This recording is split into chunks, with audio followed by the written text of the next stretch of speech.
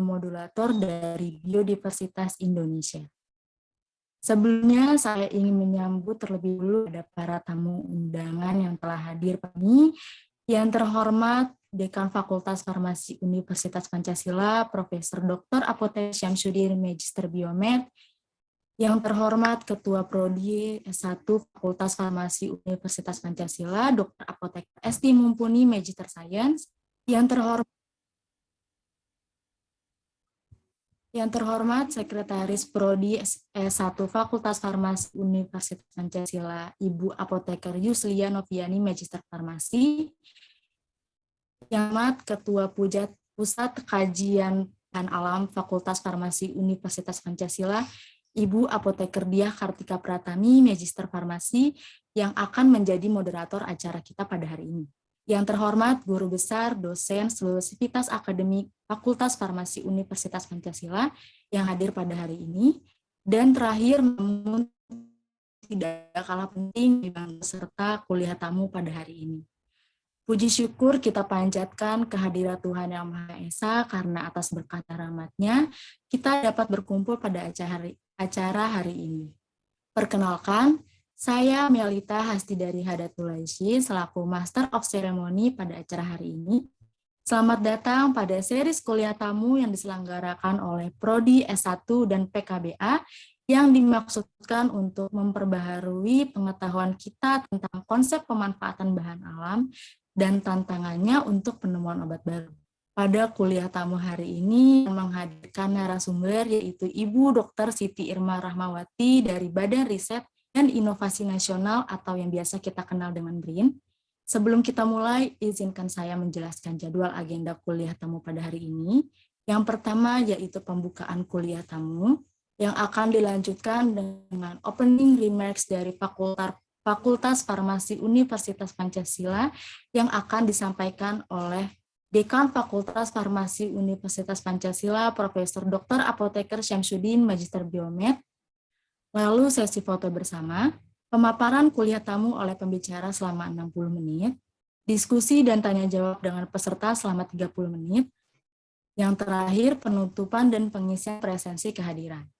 Baik, selanjutnya sambutan dari Ketua Prodi Sarjana Farmasi, Ibu Dr. Apoteker Esti Mumpuni Magister Science, dipersilakan. Baik, terima kasih Mbak Melita, dan juga terutama hari ini kami berterima kasih dengan Ibu Siti Irma ya, selamat datang di kuliah tamu Fakultas Farmasi Universitas Pancasila. Kami tentu saja sangat terhormat dan bergembira bisa menambah wawasan mahasiswa tentang bahan alam hari ini, dan akan dipandu oleh Ketua Pusat Kajian Bahan Alam FFUP, Ibu Diah, dan juga tentu saja support dari pimpinan Fakultas Farmasi Universitas Pancasila, Bapak Dekan, Prof. Syamsuddin, kemudian Ibu Wadek, dan juga Bapak Ibu dosen yang juga ikut berpartisipasi hari ini, selain tentunya adik-adik mahasiswa semuanya, yang saya yakin pada hari Sabtu ini kita berweekend dengan mencari ilmu, mendapatkan ilmu yang akan bermanfaat ya di kemudian hari. Dan saya selaku Kaprodi mengucapkan selamat beraktivitas ya. Insya Allah hari ini kita melakukan aktivitas ya yang bermanfaat, berkah, dan juga memberikan nilai ibadah. Ya, demikian. Wassalamualaikum warahmatullahi wabarakatuh. Baik, terima kasih Ibu Dr. Apoteker Esti Mumpuni atas sambutannya. Izinkan saya membacakan CV moderator kita pada hari ini, yaitu Ibu Apoteker Diah Kartika Pratami, Magister Farmasi, selaku Ketua Pusat Kajian Bahan Alam Fakultas Farmasi Universitas Pancasila dan dosen Fakultas Farmasi Universitas Pancasila.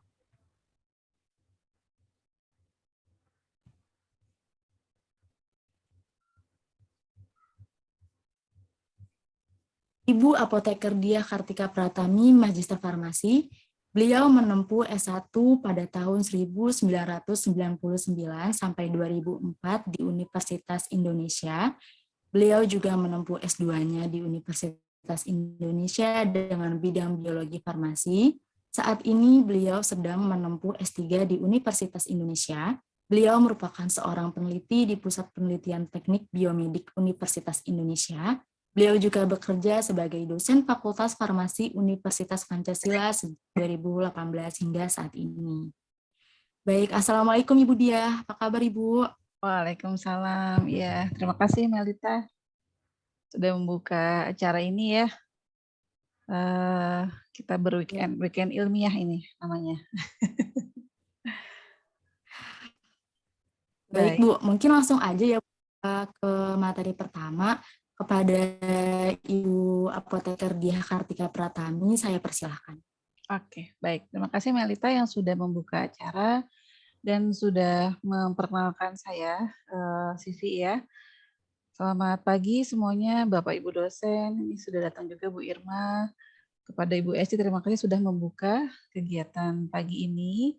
Kita hari ini mengadakan kuliah tamu dengan mahasiswa dari semester 5 dan semester 7 ya. Kemudian juga ada dosen-dosen saya lihat di sini yang hadir ya, ada Ibu Yesi, Ibu Umi, mungkin ada yang lain juga saya belum melihat semuanya.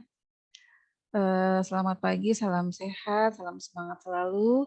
Kemudian berikutnya saya mohon izin untuk memperkenalkan narasumber kita yang akan menyampaikan materi kuliah tamu pagi ini. Suatu kehormatan dapat mengundang beliau untuk berbagi ilmu ya terkait pengembangan obat bahan alam untuk imunomodulator dan antiinflamasi. Bentar. Oke. Ya. Ibu Dr. Siti Irma Rahmawati adalah seorang peneliti di Pusat Riset Vaksin dan Obat, Badan Riset dan Inovasi Nasional. Saat ini beliau menjabat sebagai Kepala Kelompok Riset Cell Biology and Disease Mechanism. Beliau meraih gelar doktor pada tahun 2014 dari Kagoshima University di Jepang. Minat penelitian beliau didasarkan pada disiplin nutrisional, biochemistry, farmakologi, medicinal chemistry, biochemistry, marine biology cancer research, biotech gitu ya. Dan kepakaran beliau ini ada di drug screening, drug discovery, medicinal and pharmaceutical chemistry, functional food. Beberapa naskah publikasi yang telah dihasilkan dari penelitian Ibu Irma sudah banyak sekali. Dan beberapa di antaranya di sini dapat kita lihat adalah penelitian beliau, publikasi terakhir di tahun 2022 ya. Ada 8 judul. Nah, itu terkait dengan aktivitas dari bahan alam ya, terutama banyaknya dari marine ya. Kemudian riwayat hidup beliau sebagai peneliti ya tentunya banyak mendapatkan hibah penelitian ya. Kemudian berikut adalah judul-judul dari, bisa ke yang selanjutnya. Ya. Berikut adalah judul-judul dari penelitian Bu Irma sebagai ketua penelitinya dari tahun 2015 sampai 2020 ya. Baik, Bu Irma sudah hadir bersama kita. Boleh minta tolong di spotlight? Iya. Selamat pagi Bu Irma. Assalamualaikum. Waalaikumsalam warahmatullahi wabarakatuh. Iya. Nih weekend kita kuliah ya Bu. Sama-sama belajar ya Bu ya kita. Iya. Baik. Terima kasih atas berkenannya Bu ya untuk berbagi ilmu kepada mahasiswa kami. Ini mungkin ada mahasiswa semester 5 gitu ya yang masih mencari ide untuk penelitian-penelitian. Nanti dia di semester 6 dan 7 sudah mulai proposal gitu ya. Bahkan beberapa mahasiswa itu semester 5 sudah mulai mengetek dosen, pembimbing. Bu bersedia nggak jadi dosen pembimbing saya seperti itu ya. Nah mungkin dengan adanya sharing dari Ibu Irma sebagai peneliti ini bisa menjadi membuka wawasan mereka terkait dengan apa yang nanti dikerjakan. Kemudian juga ada mahasiswa semester 7 di sini yang sudah mengambil SKS seminar proposal ya. Tapi ada yang sudah maju, ada yang masih menyusun gitu, karena kita ada 3 gelombang dalam satu semester ini. Yang baru gelombang 1 sudah berjalan, kemarin beberapa orang. Dan biasanya menumpuk di gelombang 2 dan gelombang 3 gitu. Nanti mungkin dari sharingnya Bu Irma bisa memberikan gambaran, dan siapa tahu nanti ada peluang ya Bu ya, kalau misalnya mahasiswa mau melakukan riset bersama seperti itu di BRIN. Oke. Baiklah Bu Irma, waktu dan tempat dan layar saya persilakan. Terima kasih. Baik, terima kasih atas waktunya. Sebelumnya saya buka dulu. Assalamualaikum warahmatullahi wabarakatuh. Yang saya hormati Bu Prodi Bu Esti yang sudah berkenan untuk hadir dan membuka acara ini, dan kemudian izinkan saya juga untuk mengucapkan selamat pada Bu Diah terpilih menjadi dosen teladan ya Bu ya, untuk ini selamat. Oh iya, terima kasih. Senang sekali bisa bekerja sama dengan Bu Diah dan melihat capaiannya. Subhanallah, semoga kita semua bisa mengikuti jejak beliau ya, untuk tetap berprestasi seperti itu. Baik, tanpa ini panjang lebar, mungkin saya izin share screen mungkin ya Bu. Bentar.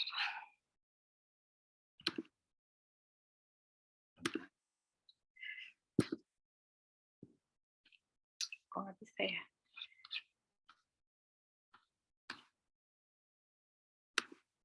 Belum keluar ya Bu ya? Iya, belum keluar Bu Irma.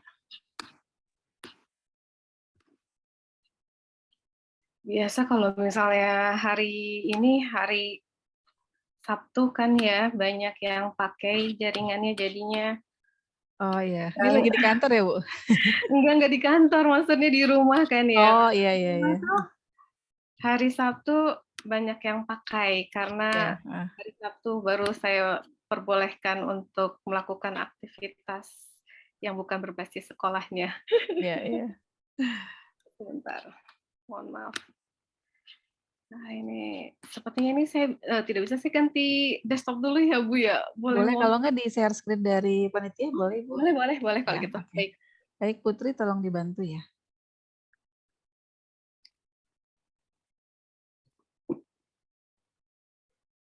Kemarin dari yang sudah diberikan ke kami sudah apa namanya?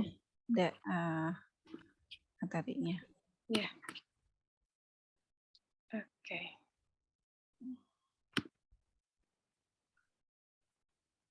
Dari judul dulu dari awal ya. Enggak apa-apa, maksudnya bisa langsung Ya. ke ini apa yang ya baik. Baik, bismillahirrahmanirrahim. Izinkan saya untuk menyampaikan mengenai sinyal aktif antiinflamasi dan imunomodulator dari Biodiversitas Indonesia. Perkenalkan, nama saya Siti Irma Rahmawati, yang seperti tadi yang sudah diperkenalkan oleh Ibu Diah. Saya dari Pusat Riset Vaksin dan Obat, Badan Riset Nasional Inovasi dan Nasional. Badan Riset dan Inovasi Nasional. Saya masih agak belibet karena baru bergabung jadi BRIN ya. Sebelumnya di LIPI, saya itu Lembaga Ilmu Pengetahuan Indonesia. Boleh next? Ya, jadi saya background pendidikan saya, 1 S2 saya di sebenarnya lebih ke food science, tapi saya mengambil di pangan fungsionalnya, jadinya lebih ke health sebetulnya. Dan kemudian S2 S3 saya habiskan di Jepang, dan terakhir lulus tahun 2014. Nah, setelah 2014 itu saya mengajar di Universitas Juanda Bogor, dan kemudian baru tahun 2018 saya masuk ke LIPI, Lembaga Ilmu Pengetahuan Indonesia. Jadi sebenarnya saya baru di LIPI-nya setelah menyelesaikan S3 saya. Dan ini beberapa publikasi yang tahun 2002 ini kami hasilkan dan masih ongoing, ada beberapa manuskrip, dan sama Bu Diah juga ya Bu, yang sedang kami persiapkan untuk bisa publish. Next. Dan ini beberapa kegiatan penelitian yang pernah saya menjadi koordinator kegiatan tersebut, dan salah satunya ada yang mengenai imunomodulator, yaitu anti kanker dan hepatoprotektor dan imunomodulator dari tanaman suruhan. Ada yang tahu di sini tanaman suruhan apa? Jadi tanaman suruhan itu Peperomia pellucida. Jadi itu berupa tanaman yang apa ya, mudah tumbuh dan kemudian dia menjadi sesuatu yang dibuang sebetulnya gitu. Dan ternyata manfaatnya banyak sekali, salah satunya bisa untuk hepatoprotektor maupun sebagai imunomodulator, seperti itu. Next, sedikit saya jelaskan mengenai tempat saya bekerja saat ini, yaitu Pusat Riset Vaksin dan Obat, di mana diketuai oleh Bapak Dr. Masteria Yunovisa Putra sebagai Kepala Pusat Riset Vaksin. Sekarang sudah bukan PLT lagi, sudah definitif Kepala Pusat Riset Vaksin dan Obat. Dan kemudian di pusat riset kami ada 2 sub kegiatan, yaitu yang pertama ada penelitian vaksin yang dikoordinatori oleh Dr. Sabar Pambudi, di mana penelitiannya mengenai riset pengembangan vaksin dan pengembangan produk biologi. Di sini ada stem cell, ada antibodi monoklonal, ada dan lain sebagainya. Jadi buat teman-teman yang mungkin berminat untuk melakukan penelitian tersebut bisa melihat track record dari Dr. Sabar Pambudi ini, kita mengerjakan penelitian apa saja. Dan kemudian ada koordinator penelitian obat yang dikoordinator oleh Dr. Penny Ahmadi, di mana di sini di penelitian obat ini banyak melakukan di penemuan senyawa obat atau drug discovery, kemudian pengembangan senyawa obat, kemudian formulasi sediaan dan sistem pelepasan obat. Jadi ada drug delivery juga di sini seperti itu. Dan saya termasuk dalam kelompok riset yang dikoordinatori oleh Dr. Penny Ahmadi ini. Next. Jadi di sini di Pusat Riset Vaksin dan Obat, di proses riset dan pengembangan obat di Pusat Riset Vaksin dan Obat ini, jadi ada pertama yaitu ekspedisi dan koleksi untuk mikro dan makroorganisme. Jadi di sini ada proses collecting sampel, identifikasi spesiesnya apa, kemudian ekstraksi, preparasi ekstraksi, dan kemudian taksonomi studinya seperti itu. Dan di sini yang mengerjakan ada 2 kelompok riset, yaitu ada drug discovery from microorganism dan kemudian ada marine natural product. Di 2 kelompok riset ini juga mengerjakan sampai bioaktif screening, infeksius maupun non-infectious disease, jadi in vitro culture, kemudian high throughput screening. Selain itu mereka juga mengerjakan sampai ke struktur elusidasi, spectrotopical analysis, structure modification, dan absolute configuration determination. Jadi untuk yang 2 kelompok riset ini. Dan kemudian saya di kelompok riset Cell Biology and Disease Mechanism bekerja di bidang mechanism of action, jadi mempelajari bagaimana mekanisme aksi dari senyawa aktif yang sudah didapatkan dari yang tadi collect sampel gitu kan ya, dan kemudian mekanisme aksinya seperti apa dan untuk terapi apa seperti itu. Jadi di sini ada preparasi dari bioaktif compound, kemudian mikroskopi analysis, kemudian molecular biology analysis juga, dan kemudian biochemical analysis, itu yang kami lakukan di sini. Seperti itu. Dan kemudian ada drug development, untuk sintesisnya itu juga ada menggunakan in silico juga, computer aided drug discovery, itu ada 1 kelompok riset lagi, dan untuk drug delivery system ada nanomedicine untuk mengupgrade gitu kan. Biasanya permasalahannya dari senyawa aktif itu adalah bioavailabilitas atau misalnya bagaimana agar tertarget. Jadi kadang tuh obat-obatan itu tidak tertarget untuk menyembuhkan sesuatu sehingga akhirnya efeknya menjadi, jadi sebagai contoh untuk anti kanker sendiri misalnya, dia bisa melemahkan kanker, tapi kemudian dia juga bisa melemahkan sel normal. Nah, bagaimana di drug delivery system ini dia bisa tertarget hanya untuk melemahkan sel kanker saja, sedangkan sel normalnya tidak terefek seperti itu. Nah, ini yang menjadi bagian penelitian dari kelompok penelitian nanomedicine. Dan kemudian ada drug formulation dan in vivo, ini sebagian ada yang kami lakukan dan sebagian lagi ada di pusat riset lain yang melakukannya seperti itu. Next.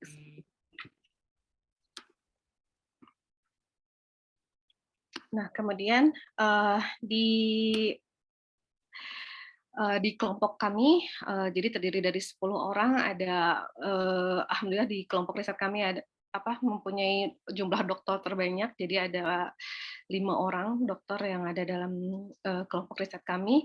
Jadi skopnya apa? Kami mengerjakan mengenai sel biologi, kemudian live cell imaging, in vitro cell models, immunochemistry, ELISA, dan molecular biology. Jadi itu yang kami lakukan, jadi cell based assay. Tujuannya untuk apa saja? Yang pertama adalah bagaimana kita mengidentifikasi suatu komponen, apakah itu aktif atau tidak, dengan targetan terapeutik tertentu. Misalnya, apakah dia bisa sebagai anti kanker, anti diabetes, atau misalnya anti hipertensi itu. Jadi kami melakukan hit finding seperti itu.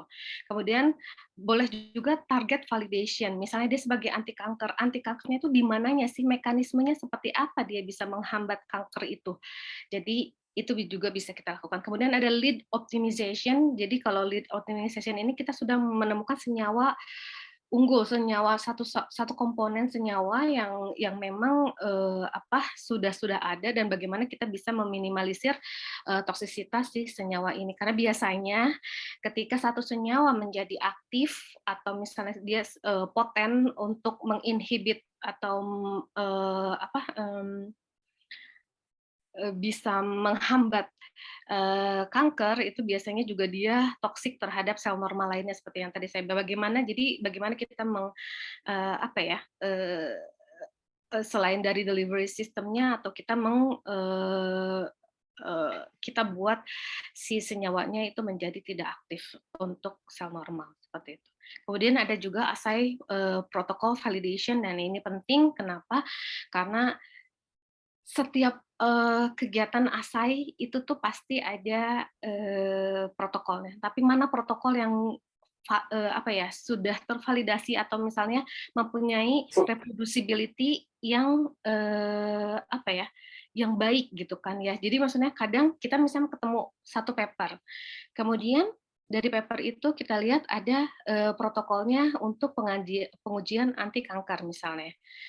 Kita ikuti, loh kok ini beda, kok ini hasilnya ini. Jadi makanya oleh karena itu harus diperlukan validasi assay protokol, dan itu yang kami lakukan agar ini bisa dilakukan oleh teman-teman yang lain yang ada dalam kelompok riset kami. Seperti itu. Next.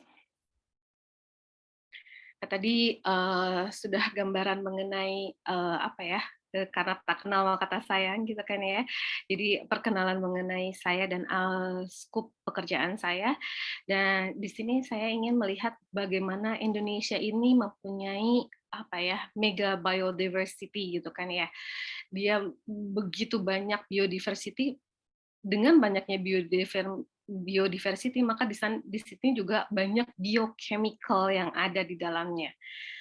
Kenapa? Karena setiap komponen natural product yang ada di negara kita khususnya itu tuh masih sedikit sekali yang sudah diungkap. Sedangkan potensi-potensi dia untuk menghasilkan senyawa-senyawa aktif yang bisa digunakan untuk obat-obatan khususnya, ataupun misalnya kosmetik, ataupun misalnya untuk suplemen, itu begitu banyak seperti itu. Tapi untuk pengungkapannya masih terbatas.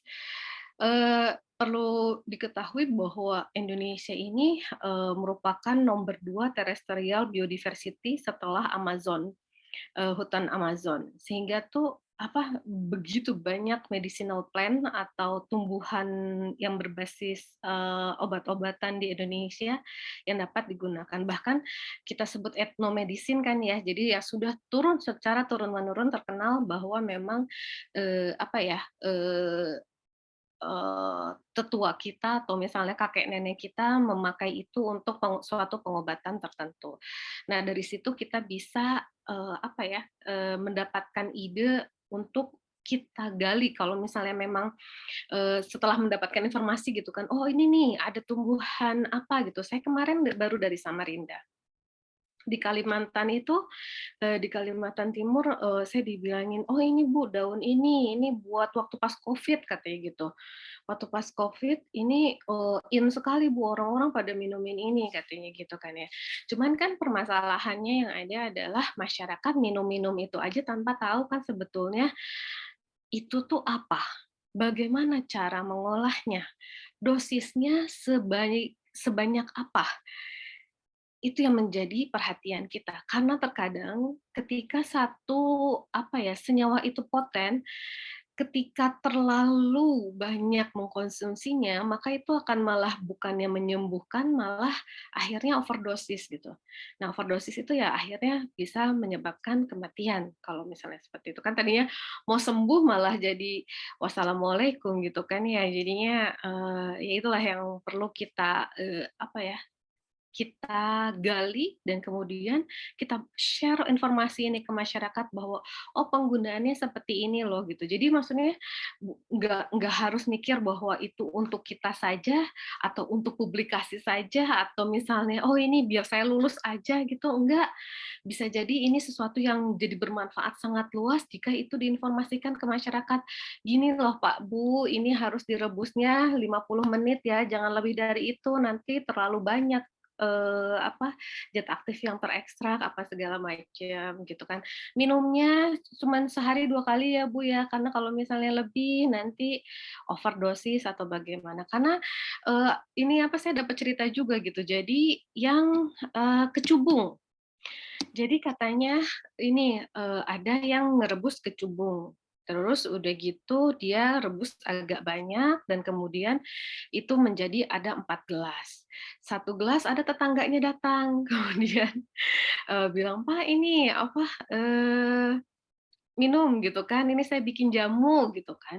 Bilangnya jamu gitu kan, ya karena orang-orang juga kan taunya kalau sesuatu tanaman direbus jadinya jamu gitu kan ya, pokoknya mau umbi-umbian direbus jamu gitu kan. Ya udah akhirnya diminum. Jadi yang satu minum 1 gelas, yang satu minum 1,5 gelas, yang satu koma, salah, yang 1,5 gelas koma, yang satunya lagi masuk rumah sakit gara-gara minum itu. Seperti itu. Jadi ya makanya maksudnya di sini saya mau menegaskan bahwa penelitian ini penting untuk dilakukan bukan hanya untuk kita sendiri tapi untuk masyarakat.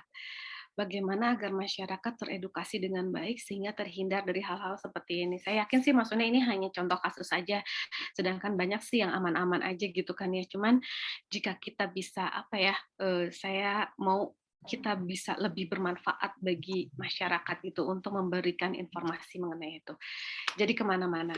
Segitu cerita saya untuk yang soal jamu dan kemudian untuk marine biodiversity ini kita termasuk yang number one untuk di dunia terkait dengan biodiversitas koral yang ada di dalamnya seperti itu sehingga di kelompok riset kami juga fokus untuk mengungkap zat aktif dari koral ini seperti itu. Next.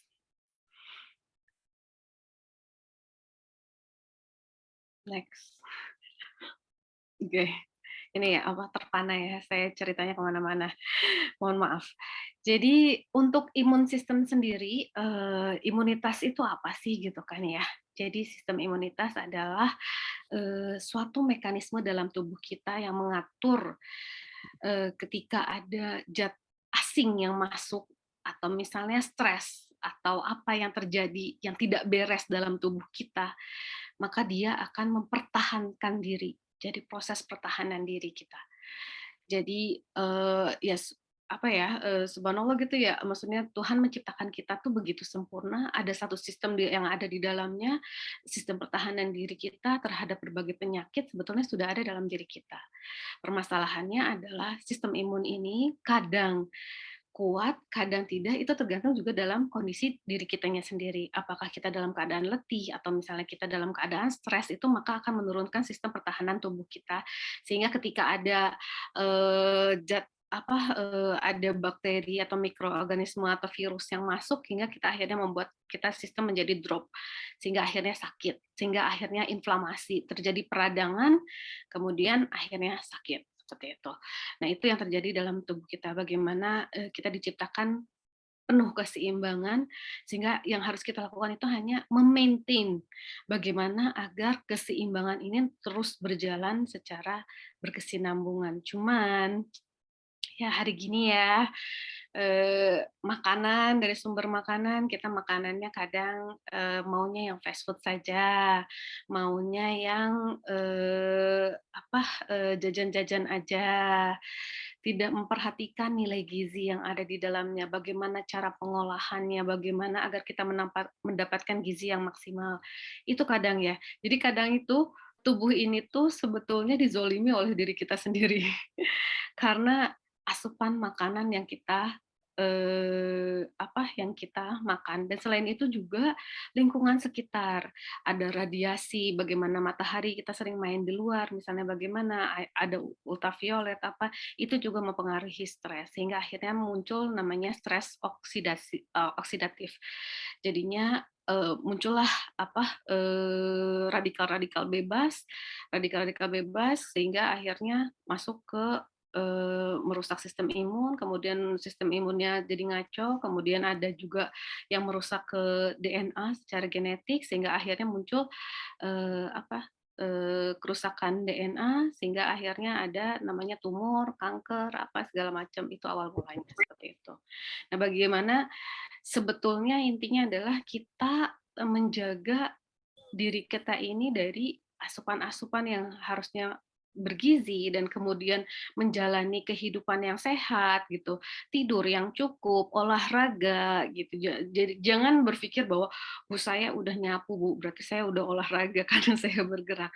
Loh ya beda. Lu nyapu ya nyapu aja, jangan multitasking, nyapu sambil olahraga. Atau bisa sih sebenarnya nyapu sambil olahraga. Jadi nyapu sambil barbel gitu kan ya, itu barulah bisa dihitung olahraga gitu. Cuman maksud saya ya perlu diperhatikan lagi bagaimana kita harus bisa mengatur hidup kita ini sehingga akhirnya makan makanan bergizi, kemudian lingkungan yang sehat juga gitu kan sekitarnya, itu akan lifespan-nya jadi umurnya menjadi panjang seperti itu. Ya, seperti diketahui dulu itu tahun berapa ya lifespan yang paling panjang itu kalau tidak salah correct me if I'm wrong, itu di Okinawa. Kenapa di sana panjang manusianya berumur panjang? Mungkin ada yang bilang, "Loh kan umur kan ya terkait dengan takdir Bu, kalau udah meninggal mah meninggal aja nggak usah tua dulu." Iya sih memang gitu, tapi kan ada yang namanya ikhtiar gitu kan ya. Bagaimana agar kita bisa mengusahakan hidup yang sehat sehingga bisa menambah lifespan-nya kita. Nah, lifespan itu yang di Okinawa itu jadi mereka konsumsi ikan. Kemudian sayur-sayur makan paria. Kemudian rumput laut gitu. Jadi terus udah gitu di sana suasananya belum begitu banyak polusi.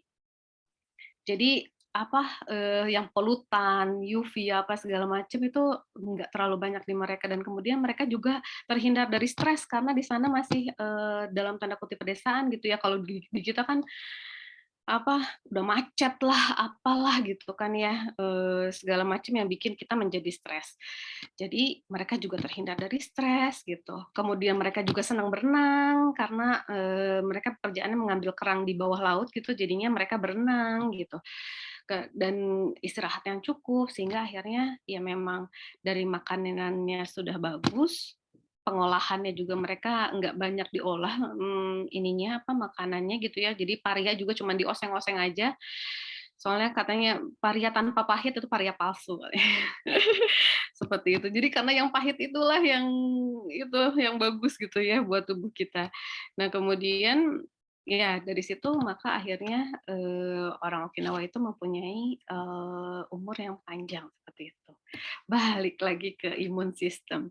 Jadi di imun sistem ini dibagi menjadi dua, yaitu innate immunity dengan adaptive immunity. Nah, innate immunity ini merupakan sistem imun bawaan dan merupakan mekanisme untuk mempertahankan diri dari infeksi organisme lain gitu. Nah, ini tuh biasanya dipicu beberapa saat setelah terpapar hampir semua jenis patogen. Jadi memang ini adalah sistem imun yang sudah ada dalam diri kita untuk innate immunity ini. Sistem kekebalan ini merupakan sistem kekebalan pertama dan manusia tuh dilengkapinya itu memang sejak dilahirkan. Jadi kita memang sudah membawa ini sistem imunitas tubuh ini. Jadi memang yang sudah ada. Dia terdiri dari dendritic cell, makrofage, kemudian ada mast cell, granulosit, ya seperti bisa dibaca mengenai fungsinya juga bisa dilihat di sini. Kemudian ada yang namanya adaptive immunity. Adaptive immunity adalah mekanisme pertahanan tubuh berupa perlawanan terhadap antigen tertentu. Nah, disinilah adaptive immunity inilah yang akhirnya tercipta vaksin apa segala macam gitu agar kita bisa men-trigger si adaptive immunity ini. Kan ini ya gara-gara COVID kemarin kan jadi in banget nih vaksin gitu kan ya. Kenapa kita harus divaksin? Ada yang anti vaksin apa bagaimana gitu. Saya tidak akan membicarakan mengenai hal itu, tapi bahwa adaptive immunity ini tuh adalah sesuatu yang mekanisme pertahanan yang baru timbul ketika ada antigen tertentu. Jadi si vaksin itu adalah memasukkan antigen tertentu itu sehingga akan memunculkan adaptive immunity yang ada dalam diri kita. Jadi ketika kita terpapar langsung dari si patogen itu gitu yang kita targeted yang sudah kita divaksin itu, kita sudah mempunyai imunitas dalam tubuh kita sehingga akhirnya ya si adaptive immunity ini akan kemudian menyerang dalam tanda kutip menyerang si antigen virus yang masuk dalam tubuh kita seperti itu. Jadi yang adaptive immunity ini lebih ke T-cell dengan B-cell sih sebetulnya untuk mekanismenya. Dan di sini juga ada bisa dilihat bagaimana dia berkaitan antara menghasilkan interferon, interleukin, apa segala macam dan biasanya untuk apa. Jadi ada yang untuk virus, untuk alergi. Jadi bisa lihat di sini mungkin dalam figure. Next. Nah, imunomodulator. Imunomodulator itu apa sih gitu? Imunomodulator adalah senyawa natural maupun sintesis yang dapat mengatur dan mengintervensi respon imun, baik itu untuk mengaktifkan ataupun malah menekan sistem imun. Jadi ada dua ya di imunomodulator ini, ada imunosupresan dan ada imunostimulan. Seperti itu. Nah, pada organisme yang sehat, sistem imun itu menjaga keseimbangan dalam tubuh atau disebut homeostatis. Jadi yang seperti saya bilang tadi bahwa tubuh kita ini penuh dengan keseimbangan. Jadi ketika ada yang tidak seimbang, maka tubuh kita akan merespon. Responnya itu berupa misalnya tadi pertahanan diri kah. Nah, kemudian nanti akan timbul peradangan, jadi inflamasi setelah itu gitu. Jadi fungsi dan si imun sistem ini tuh bagaimana agar kita tuh bisa tetap seimbang kerjanya di dalam tubuh kita ini. Nah, seperti yang saya sebutkan tadi, ada dua jenis, ada imunostimulan dan ada imunosupresan. Imunostimulan digunakan saat adanya kekurangan atau defisiensi pada imun sistem, yang biasanya terjadi pada saat menjalani treatment penyakit tertentu atau digunakan untuk malah mentreatment penyakit tertentu seperti kanker dan infeksi. Nanti mungkin saya bisa jelaskan di bawah mengenai penelitian kami yang berkaitan dengan imunomodulator untuk terapi kanker ini. Kemudian untuk imunosupresan itu mempunyai fungsi yang vital untuk menekan sistem imun sehingga dapat mencapai kondisi yang normal. Kalau di sini tuh kita menekan sistem imunnya karena memang mungkin bagi penderita yang penyakit yang memang sistem imunnya ini seperti penyakit autoimun gitu kan ya. Jadinya penyakit autoimun ini jadi sistem imunnya akhirnya menyerang sel-sel normalnya juga seperti itu. Sehingga itu yang bikin yang akhirnya perlu kita modulasi atau perlu kita atur dia bisa mensuppress dari si sistem imun. Seperti itu. Next. Nah, di sini untuk target dan basic principle untuk imunomodulator ini dapat dilihat bahwa imunomodulator ini bisa mempengaruhi berbagai aktivitas selular di sini. Jadi seperti adanya apoptosis, kemudian protein sintesis dan antigen dan lain sebagainya. Nah, sehingga si imunomodulator itu nantinya kalau misalnya kita mau melihat aktivitas imunomodulator di dalamnya, apakah dia mempengaruhi transkripsi faktor NF-kB atau misalnya free radical dengan adanya lipid peroxidation, atau misalnya ada apoptosis pathway yang dia pengaruhi, atau misalnya ada pathway yang lain, atau misalnya dia mempengaruhi protein sintesis gitu, kemudian atau mempengaruhi dari antigen tertentu. Jadi ini yang bisa kita lihat targetan ketika kita ingin apa sih mendeklar bahwa senyawa kita ini mempunyai kandungan imunomodulator. Next. Nah, ini beberapa klasifikasi dari imunomodulator, ada yang low molecular weight dan ada yang high molecular weight. Jadi beberapa faktor itu memang ditentukan dari efikasinya, bahwa si komponen ini mempunyai kandungan modulator sebagai modulator atau tidak. Nah, biasanya yang low molecular weight ini mempunyai imunomodulator properties, dan sedangkan high molecular weight ini lebih ke polisakarida yang dia itu bisa meningkatkan fagositosis dari granulocyte, dan bagaimana dia bisa mengefektifkan fungsi makrofage. Jadi untuk yang high molecular weight compound seperti itu. Next. Nah, ini inflammatory pathway terdiri dari 4 major komponen. Jadi jadi biasanya kita menggunakan inducer dulu gitu ya, LPS gitu kan, untuk bagaimana kita bisa mengindus inflamasi. Jadi biasanya kita menggunakan LPS. Kemudian kita lihat sensornya gitu kan untuk mendetek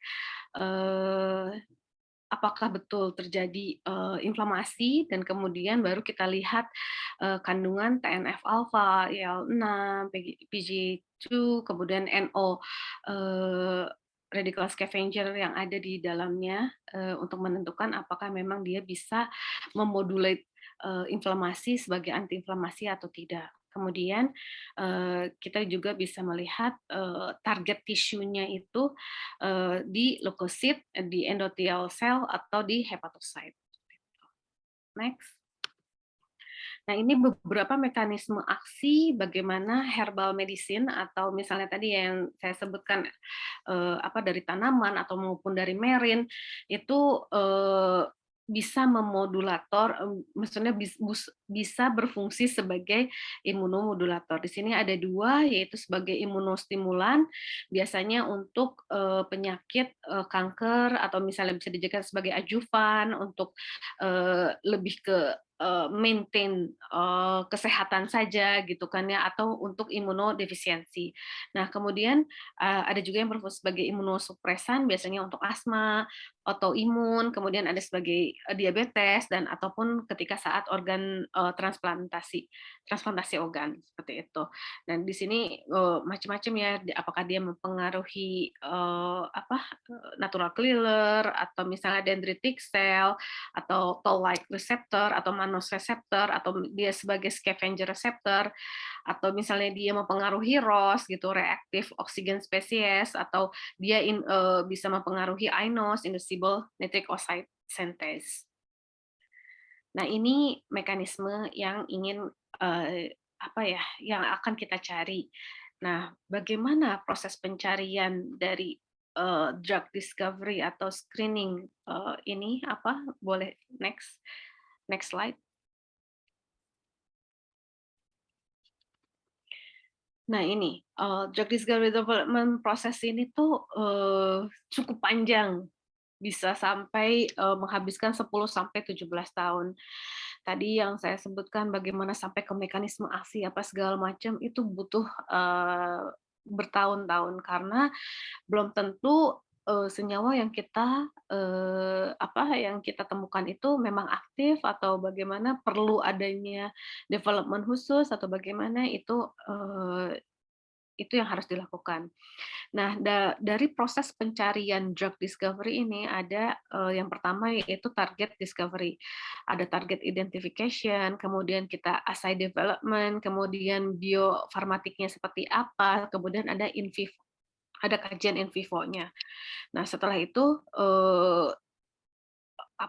setelah itu maka selanjutnya sampai ke preklinik, nanti setelah preklinik kemudian ke uji klinik, nanti setelah uji klinik maka ke registrasi seperti itu.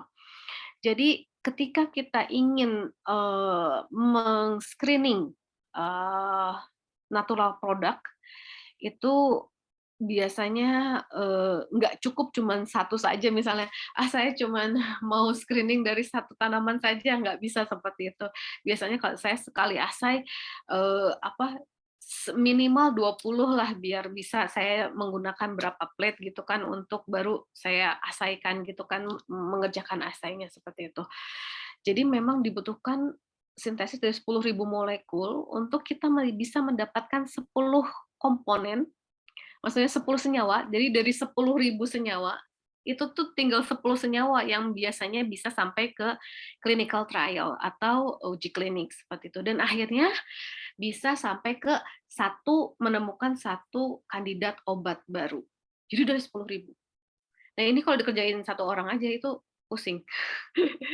Oleh karena itu, teman-teman di sinilah yang akan melakukan bagian-bagiannya masing-masing. Oh, saya ngerjain yang ini deh, saya ngerjain yang ini deh, ya silahkan gitu kan. Ayo kita kerjakan sama-sama.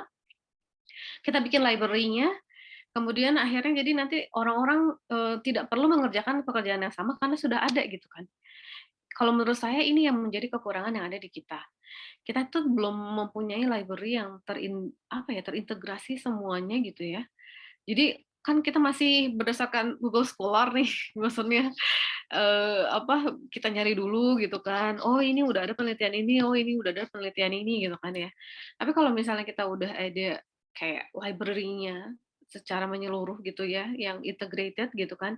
Oh senyawa ini ditemukan di tanaman ini, itu fungsinya apa, bagaimana ekstraksinya apa segala macam. Jadi informasi mengenai senyawa ini tuh bisa kita bisa diketahui oleh banyak orang gitu kan ya, kemudian bisa kita akses juga sehingga orang tidak perlu melakukan pekerjaan yang sama. Jadi yang harus kita lakukan adalah kekurangannya apa kemarin? Oh, kalau gitu berarti saya akan mengerjakan, oh ini belum diteliti gitu kan. Oh ya udah, saya akan mengerjakan yang belum diteliti seperti itu. Itu jadinya bisa bisa ke arah situ. Jadi mungkin buat teman-teman di sini yang belum punya ide apa segala macam, banyak membaca. Banyak membaca dan kemudian dari banyak membaca itu tingkatkan curiosity kalian. Jadi keingintahuan kalian. Kenapa ya ini terjadi ini? Oh ini kenapa ya? Terus udah gitu setelah kalian terpetik curiosity-nya, kemudian kalian baru cari referensi yang banyak, bagaimana cara melakukannya, bagaimana pembuktiannya, seperti itu. Jadi jangan cuma nunggu, saya sama dosen itu aja lah punya proyek gitu kan. Terus udah gitu ketika karena mengerjakan di proyek, ketika sidang gitu kan ya, kenapa Anda melakukan ini gitu? Lah proyeknya seperti itu Pak. Lah ya salah lah kalau kayak gitu jawabannya. Anda di sini sebagai kaum intelektual akademisi, Anda harus tahu apa yang Anda lakukan. Jangan mau karena saya disuruh maka saya lakukan ini. Enggak. Kenapa itu dilakukan? Ya itu yang harus kalian cari. Kenapa harus cari ini? Kenapa harus itu? Kenapa harus ini? Jadi kalau saya bimbing mahasiswa seperti itu, meskipun beliau mengikuti proyek penelitian saya, tapi saya akan meminta mereka untuk membaca referensi sebanyak-banyaknya untuk tahu apa sih, kenapa mereka harus melakukan ini, kenapa harus melakukan itu.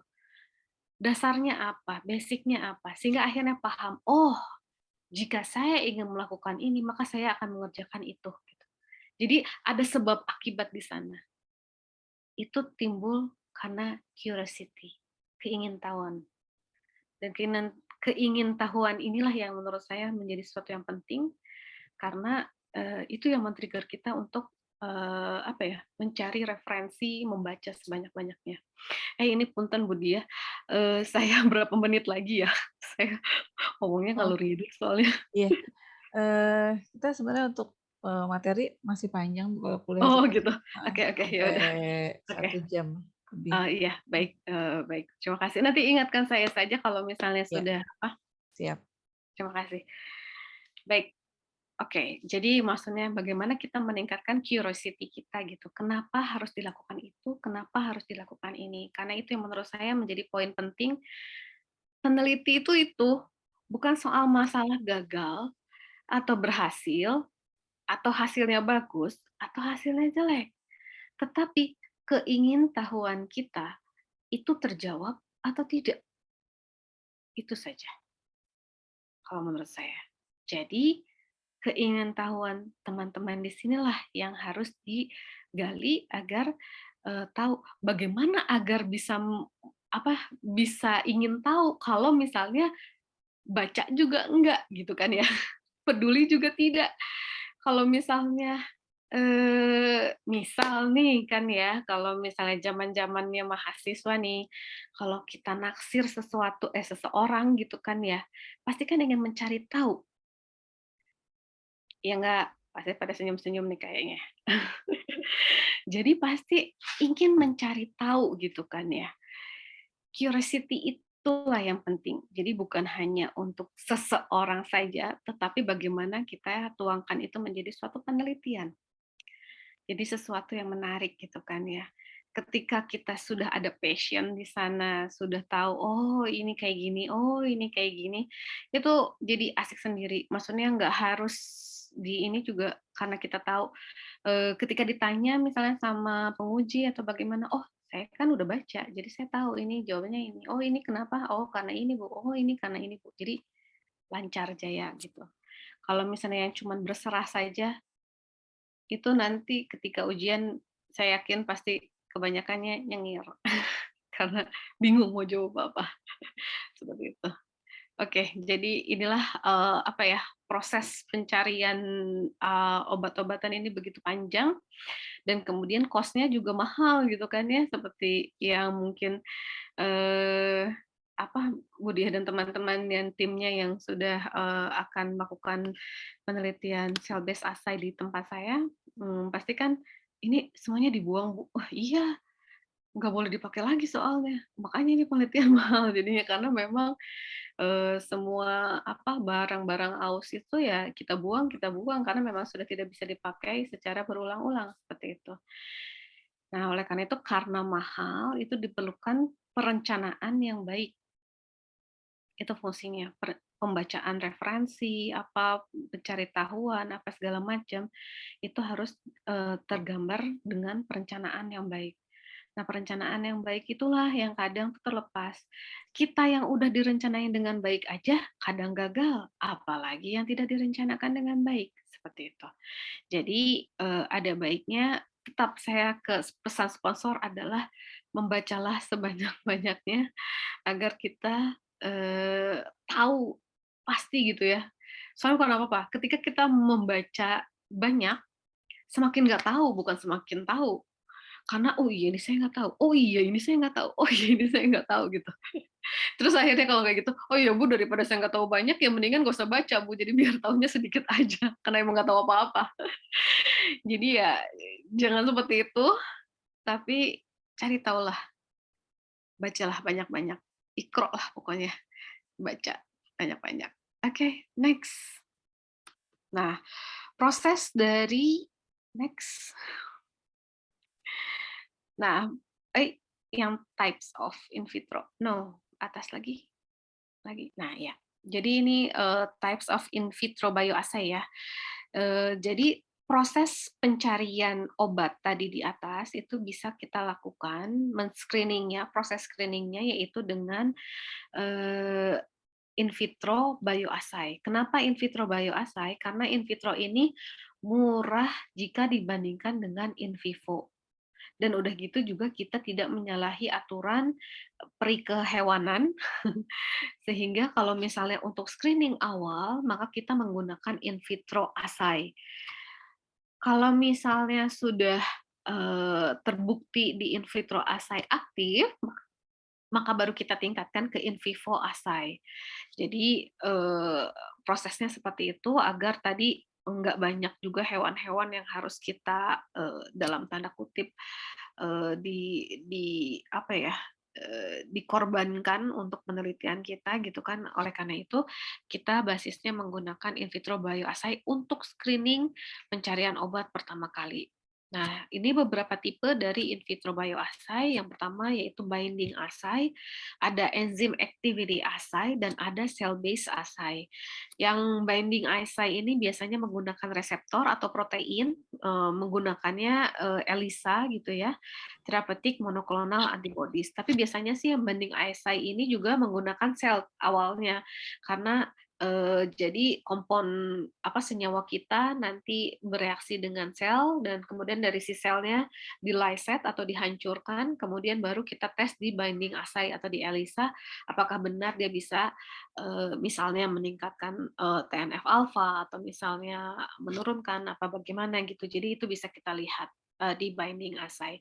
Atau selain binding assay kita juga bisa menggunakan enzyme activity assay. Nih, enzyme activity assay ini seperti assay untuk antihipertensi, ACE inhibitor atau misalnya anti diabetes itu menggunakan alfa glukosidase gitu kan ya. Itu beberapa enzim activity assay. Jadi itu juga bisa kita lakukan. Kemudian ada cell based assay. Nah, ini untuk biasanya lebih ke cytotoxic gitu kan ya, bagaimana menentukan si senyawa kita ini menimbulkan kematian atau tidak pada sel tertentu, misalnya untuk anti kanker gitu kan ya, itu bisa kita gunakan. Next. Nah, ini aplikasi dari cell based assay sebagai alat untuk pencarian kandidat obat baru. Goal utamanya adalah untuk memilih komponen yang aktif dari ribuan atau ratusan ribu senyawa kimia yang ada di alam. Gitu kan ya. Tadi kan soalnya ke natural product kan ya.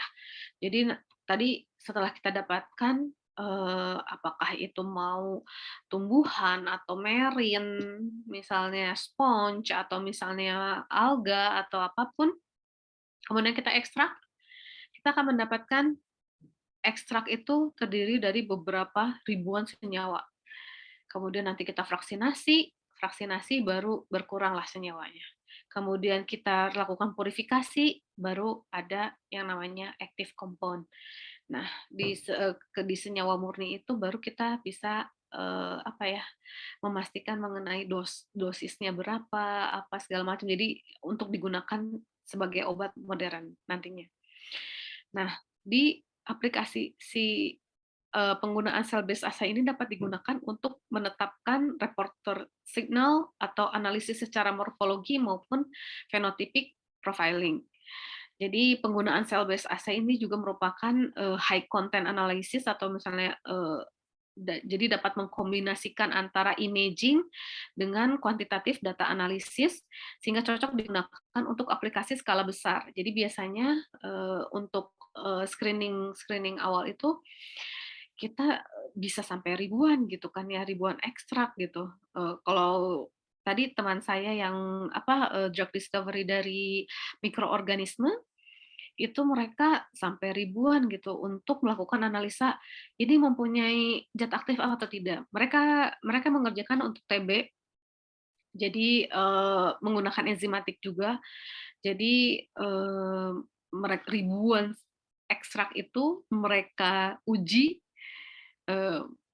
apakah aktif atau tidak, seperti itu. Nah, ini tuh karena kita bisa menggunakan ada 96 well plate atau 96 well plate, itu kan ada 96 di sana, berarti kan satu ini ya let's say 100 gitu kan ya. Kalau 1000 kan paling cuma 10 plate. Cincai lah itu 10 plate. Ya cuman agak pegel aja kalau ngerjain satu-satu karena ya tetap aja kan maksudnya ada perlakuan pencucian apa segala macam itu yang bikin ini. Tapi di kita sih sebetulnya sudah ada washer automatically washer gitu. Cuman saat ini masih belum berjalan, tapi sebenarnya kita sudah punya alat itu. Jadi sebetulnya kalau kita mau screening dari 10.000 ekstrak, mau berapa ekstrak pun udah hayo aja lah, udah bisa insya Allah seperti itu. Nah jadi memang untuk cell based assay ini bisa untuk skala yang sangat besar untuk screening langsung ribuan ekstrak gitu kan ya. Nanti dari ribuan ekstrak ini ada nanti mungkin ada beberapa puluh ekstrak yang aktif, nanti beberapa puluh ekstrak aktif itulah yang kita teruskan untuk vaksinasi, kemudian untuk pemurnian, untuk menemukan satu senyawa satu senyawa yang memang aktif yang bisa digunakan untuk terapeutik tertentu seperti itu. Nah kemudian, makanya saya bilang itu ini tuh sistem cell based assay ini bisa sebagai high throughput screening atau HTS gitu kan ya. Jadi dengan melihat phenotypic matrix yang dapat dikuantifikasikan seperti itu. Next. Nah, cell based assay ini biasanya digunakan seperti yang tadi saya bilang ya untuk uji cytotoxic. Jadi apakah dia toksik terhadap si sel atau tidak gitu kan. Kemudian juga dia bisa digunakan untuk potensi biological activity-nya terhadap obat-obatan atau produk obat tertentu. Kemudian bisa mempelajari bagaimana mekanisme aksi dari si senyawa tersebut, kemudian bisa menjadi early stage proof untuk studinya gitu ya, untuk jadi bukti evidence, bukti scientific evidence pertama kali bahwa dia merupakan senyawa aktif, itu bisa kita gunakan cell based assay. Dan kemudian untuk immunogenicity studies, jadi untuk menentukan antibodi yang diproduksi dari si pasien ini bisa neutralizing si obat-obatan atau tidak. Next. Nah ini cell source dan tipenya cell based assay itu ada 2 tipe sel, ada immortalized cell line, biasanya untuk drug screening assay, biasanya lebih murah, low cost gitu ya, mudah ditumbuhkan juga, kemudian reproducible-nya juga tinggi dan reliable. Kemudian untuk primary cell itu biasanya, jadi kalau primary cell itu kita ngambil langsung dari si dari si yang bersangkutannya gitu. Jadi kalau ini kan immortalized cell jadi biasanya kalau primary cell itu tuh untuk provide respon yang tertentu. Jadi biasanya mempunyai lifespan yang lebih pendek dan kemudian lebih sulit untuk ditumbuhkan seperti itu. Tapi untuk penelitian saat ini ya stem cell itu kita bisa menggunakan stem cell untuk drug discovery, bisa menggunakan embryonic stem cell atau menggunakan induced pluripotent stem cell itu. Next. Nah ini sel kultur sistem, jadi sel kultur sistem inilah yang yang perlu kita perhatikan. Jadi sel kultur sistem ini ada dua dimensi dan ada 3 dimensi. Jadi ada kelebihannya, ada kekurangannya.